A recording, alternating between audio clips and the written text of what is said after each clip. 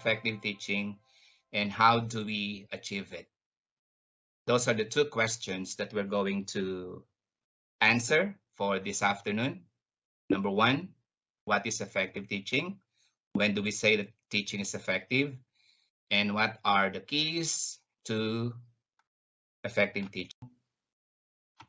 It takes more than knowledge to become a teacher.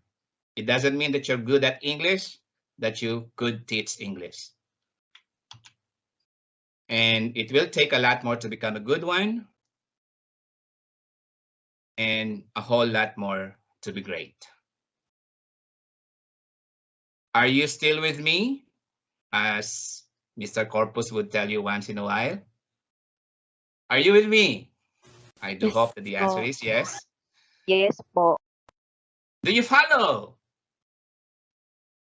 This is Yes, sir. Mr. Corpus. Yes, sir. I'm just kidding. By the way, Mr. Corpus is a very dear friend of mine. And how I wish I have time to tell you a lot of stories about us. And later on, we will be going back to this slide.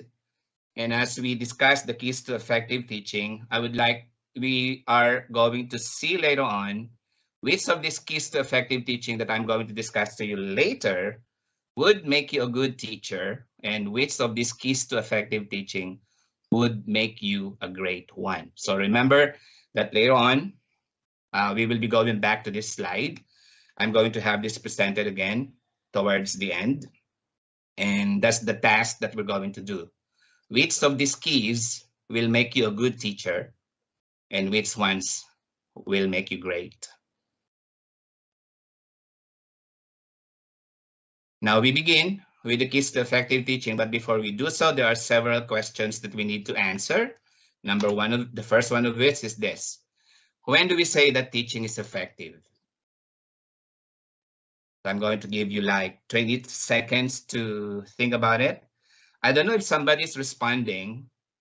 I don't know if somebody's writing anything in the chat box, because all I could see from my end is my presentation. But do you mind if I'm going to ask any one of the participants to answer? Jen, can you allow anyone to take the floor and, Oh, yes po. and give an answer? Sige po, sir. Tawag po ako, sir. Okay. Si De Guzman Eliza po. Okay. Eliza, when do we say that teaching is effective? I think the teaching is effective when someone else learns from you. Okay. So if you learn That's from fun. me, then my teaching is effective. All right. This is the way that we'll be going. There are times that I'm going to ask questions, because this is my way as a teacher. I don't like to be just a sage on the stage delivering everything. I want somehow participation, even minimum, because I know that we have limited time. Anyone else who may want to answer this question? When do you say that teaching is effective? Another one? Parantar Mark Paulo po. Mark Paulo. When do we say Good that teaching afternoon, is sir. effective? Yes, I believe that teaching is effective when you made an impact on the life of your students. All right. The first one by Eliza earlier. She said that if you learn what I teach, say for example that I'm your teacher, then my teaching is effective. And now you're telling me that if, for example, I'm going to make an impact into your life, in your life, I should say, then my teaching is effective. We'll go back to those two answers later on. And thank you. And how do I answer the question? Firstly, we have to understand the meaning of effective. It is an adjective, as we all know. And anybody who would like to define effective, when do we say that something is effective?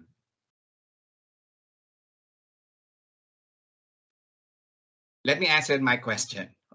Effective when we succeed in achieving the desired result.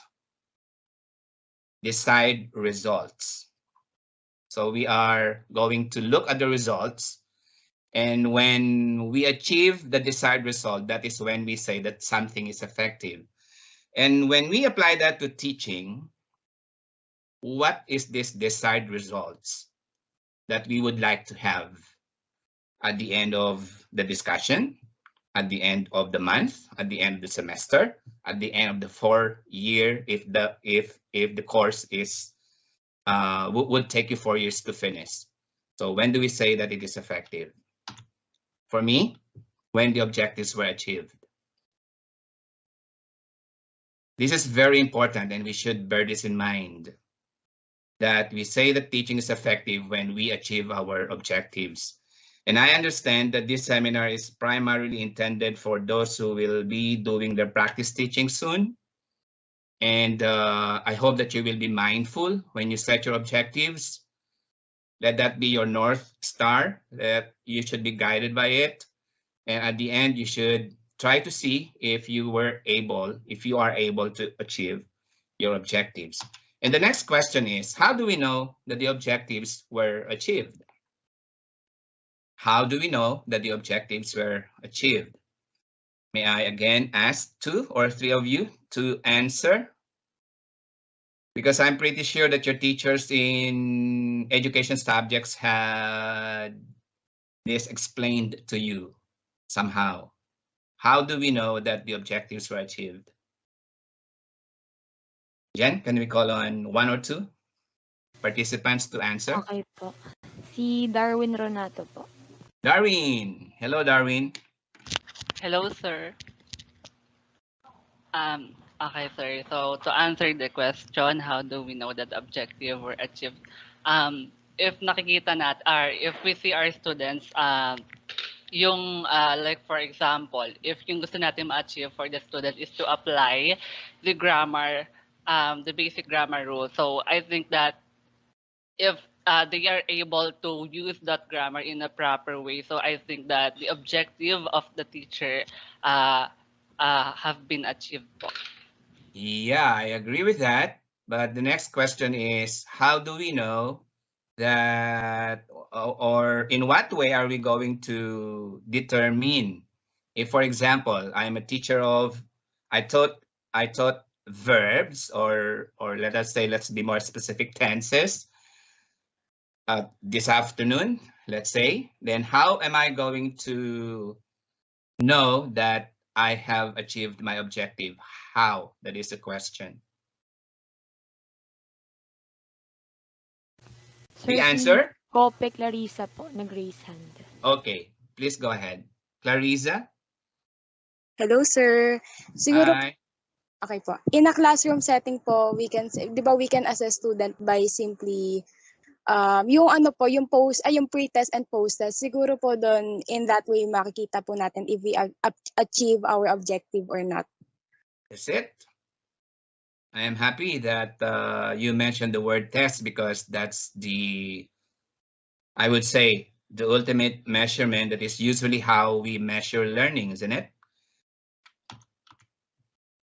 Through the results of the tests, right? So here, we have already mentioned the test and objective, the setting of objective, and the other one is assessment. Later on, we will be going back to these 2 items when we go to pedagogy. Yeah, you heard me right, pedagogy, or can be pronounced as pedagogy. Those are the 2 ways to read the word, pedagogy and pedagogy. And going back to this one, the question earlier that I asked is, how do we know that the objectives were achieved? That's how we determine if our objectives are achieved, through tests. Or we say generally through the academic performance of the students. It so happened that the dissertation that I have written is connected to this one. And it is the exact title of the dissertation that I wrote for my PhD is Organizational Effectiveness of RVM Schools in Luzon. Organizational effectiveness. And because this is a school, these are the RVM schools are there are many schools in Luzon. I think there were 13 that I had as a respondent for my study. And I tried to measure how effective the RVM schools are by considering the academic performance of the students. And of course, we can also measure not only the effectiveness and efficiency of the strategies used by the teachers, but also the overall system implemented by the school through the academic performance of the students. And here you can see the word efficient. And how different are these two? Are they different, effective and efficient? Let me simply explain the difference between effective and efficient. We say they are the same. We say something is efficient also when we succeed in achieving the desired results. Difference, however, between effectiveness and efficiency is that, for example, let us say that I spent 100 pesos to achieve. This is the simplest explanation that I could give for this one. I spend 100 pesos to achieve my goal. I'm effective. But if I'll be able to spend only 20 pesos to achieve the same goals, then I am efficient. So you are efficient when you are able to use the least amount of resources in achieving the desired result. Let me say that again. You are efficient when you achieve your desired result by spending the least amount of resources. That's the simplest explanation that I could give for efficiency, the differences between effectiveness and efficiency. Let's move on. And I'd like to show you this. This is a movie clip from the movie Collateral Beauty. This is a speech delivered by Howard Inlet, played by Will Smith. May I play? What is your why?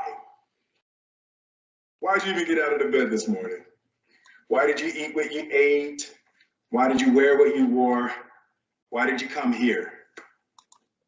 So one more time, I want you to pay attention to the questions that Howard, the character played by Will Smith, asked his employees.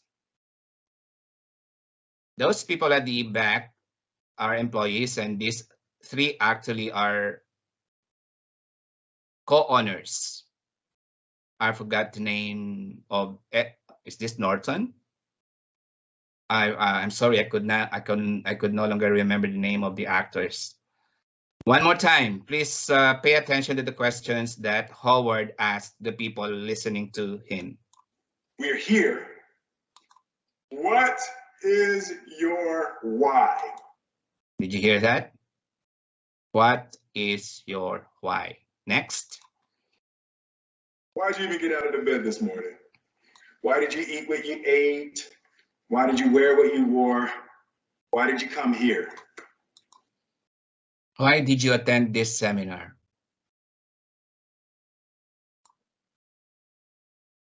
These are the questions that Howard asked.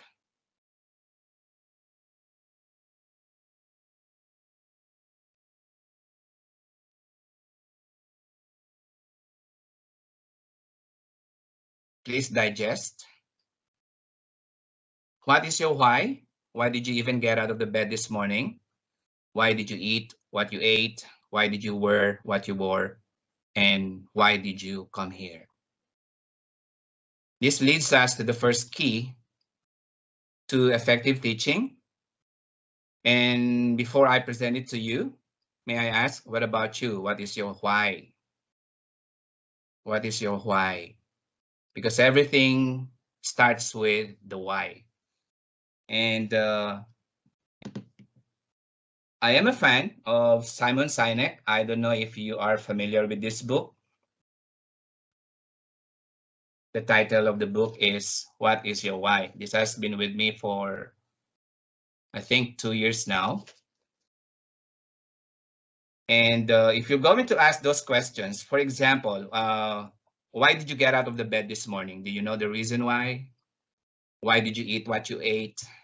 Why did you wear what you wore? And why did you attend this seminar? Why? And of course, you are familiar with these people. They are my long lost relatives. Just kidding. I'm pretty sure this is Socrates, and I don't know which is Aristotle and Plato. I'm just familiar with the figure of with this bust of Socrates. But as I said, these are my long lost relatives. When we ask the question why, you saw this earlier, reasons. So what are your reasons? Because if you don't know your reasons, then you are at lost. If you wake up in the morning and you don't know why you wake up in the morning, if you came to this webinar, if you attended this webinar and you don't know your reason, then you are, I think, lost. And knowing your why, knowing your reasons will inform your philosophy. Or I think, which one should inform which? Is it the reason informing your philosophy? Or is it your philosophy informing your reason? Later on, we're going to discuss philosophy, and this actually is the first key that we're going to discuss. And knowing your reasons and identifying your philosophy as a person, not only as a teacher, would help you establish your goals and your plans. And the one thing that I would always be telling my students once in a while is never sleep at night not knowing what you're going to do the following day. It is very important. And if you can do it not only daily, but before you start with the week, you should know what you're going to do for the whole week. If you can stretch that down to the month and year, then you are in the best place in your life. Because as Simon Sinek said, it starts with the why. You should know your reasons. You should embrace a certain philosophy that will guide you in the pursuit of why you do things you do, why you say things you say. So my question to you now, do you know your goals? Do you know your plans? Do you have plans at least for tomorrow? That is the question. Actually, I have written one article on philosophy and teachers. I tried to connect the dots between the philosophies and how do they affect the teachers. If you're interested, you can visit my website and search for that one on philosophy and teachers. Although later on, I'm going to present to you an excerpt of an excerpt from that article that I have written. Now on to the first key is philosophy.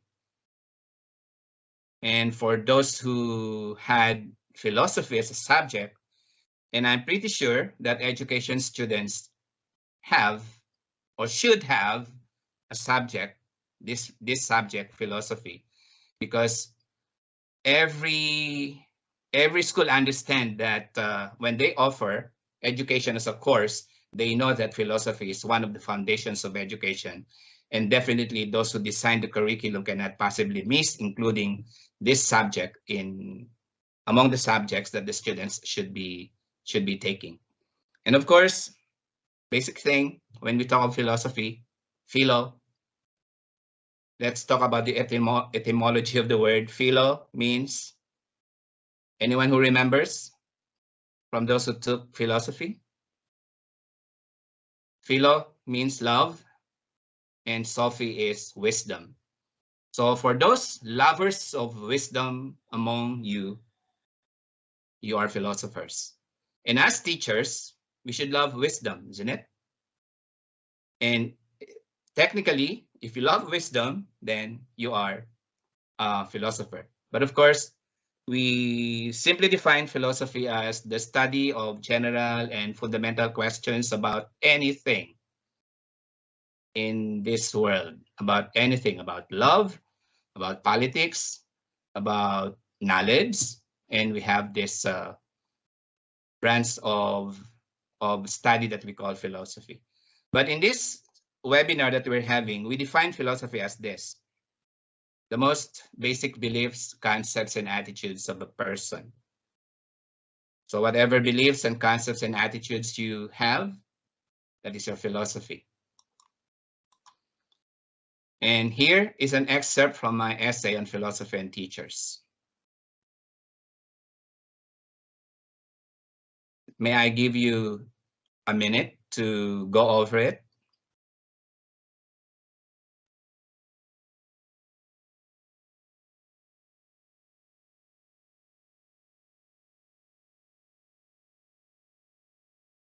So are you disciples of Hegel, Kant, and Plato? And this is what you do with your students. Develop idealistic tendencies among them and make them believe that they are existing not for themselves but for others.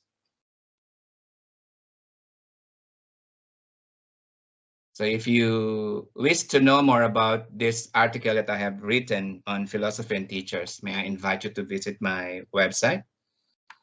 And let's continue. We also define philosophy as the personal system of values and beliefs. Remember this, that will govern every decision you make as a teacher in the classroom. And this, you should know that whatever you do, knowingly or unknowingly, do and say, these are offshoots of your set of values and beliefs. Are you still with me? I hope the answer is yes. Yes po.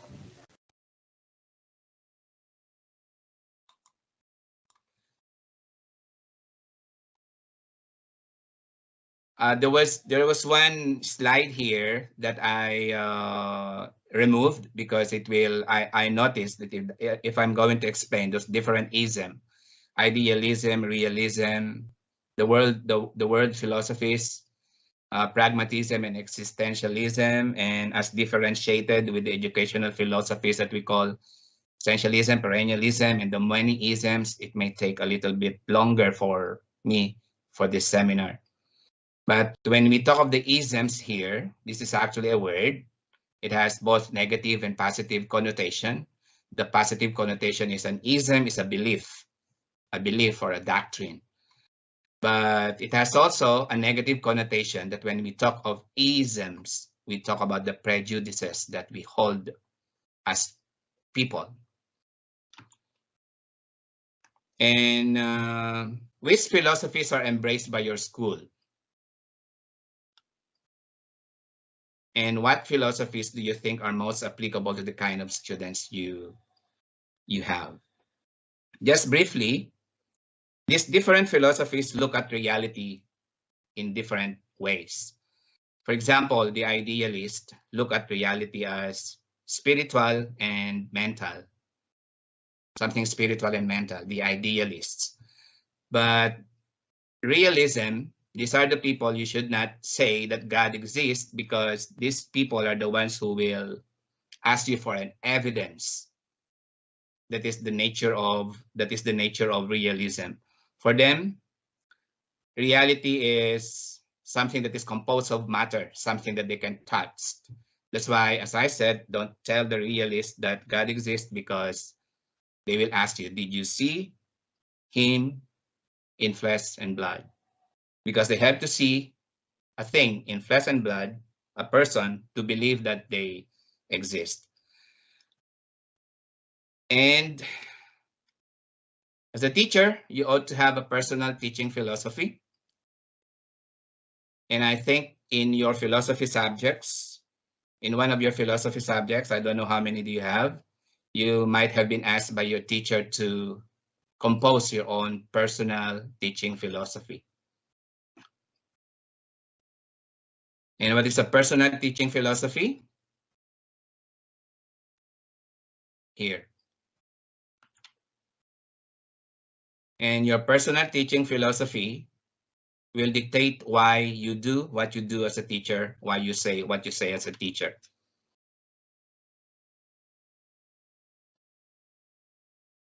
And the isms you see there are the isms that I mentioned earlier: idealism, realism, existentialism, the world philosophies, and their counterpart.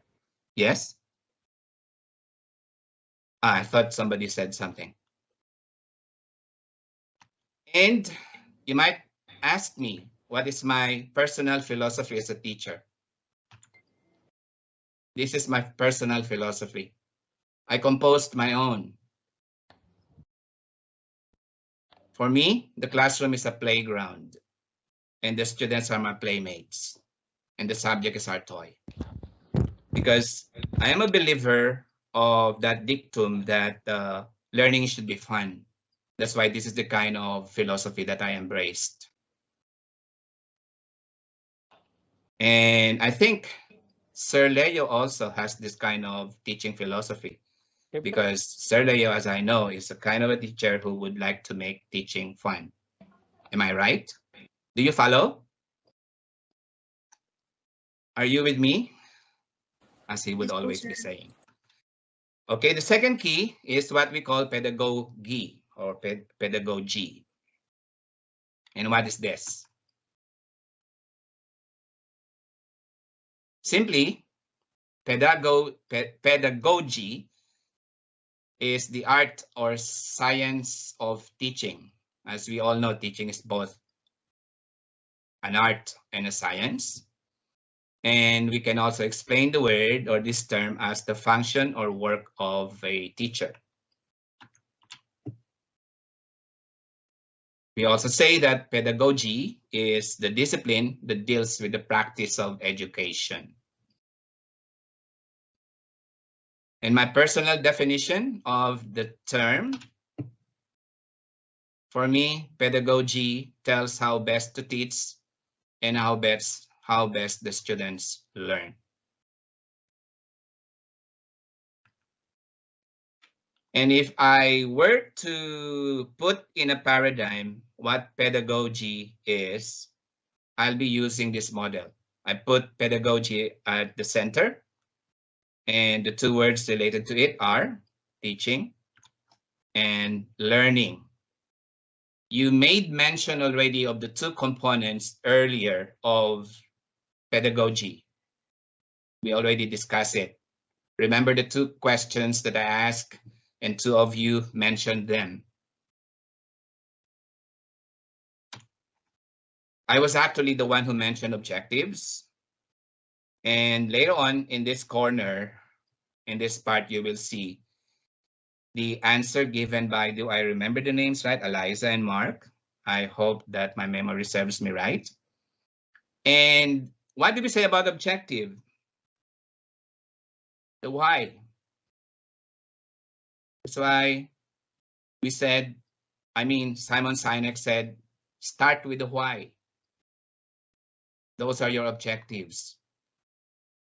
And after establishing your objectives, you have to choose which strategies are you going to use to carry out those objectives that you set. Right or left? Just kidding. And when we talk of the strategies, these are activities that as a teacher you choose. And your activities will be will be informed by the kind of the students you have, of course, and there are different strategies that we can possibly use. And of course, the most important part of this is motivation. And let me borrow this from somebody, from Man. A teacher who's attempting to teach without inspiring the pupil with a desire to learn is hampering on cold iron. That's why those who are about to become teachers among you, those who are going to do the practice teaching, I don't know when. Is it next semester? Or are you doing it right now? This is one thing that you should always remember. Inspire the students. And this is what Eliza and Mark said earlier, testing. This, for me, if I were to present, I said, pedagogy in a paradigm, this is how I'm going to set it forth. And to answer, what is the best evidence of a teacher's pedagogical skills? Of course, the lesson plan. But your job as a teacher does not stop when you already have the lesson plan. The more important thing to do, of course, is to deliver the lesson plan, right? Because it's just a piece of paper. What matters more is how you deliver the lesson plan.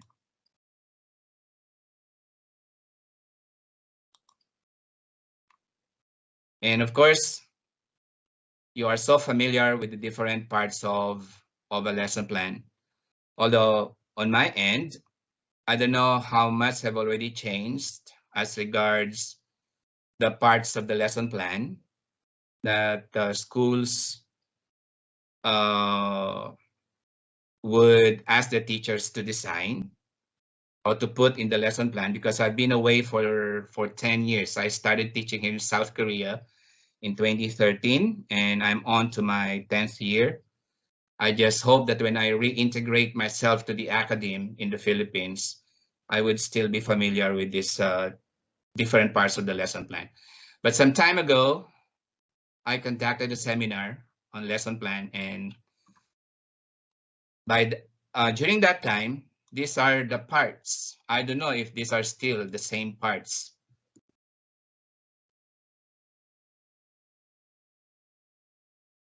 This is what I presented in one of the seminars that I conducted. I think in that's what used to be MQAPC in Maykawayan. I think it is already the Polytechnic College of the city of Maykawayan. This is what this is a seminar that I had with them. And these are the things. Are these the same parts of the lesson plan? May I have Jem still the same?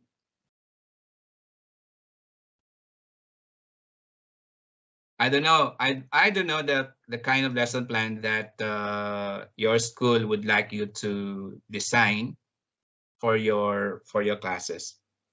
But 10 years ago, 10 years, so 11. I think this was 11 years ago. And of course, pedagogy dictates that teachers should be able to do the following.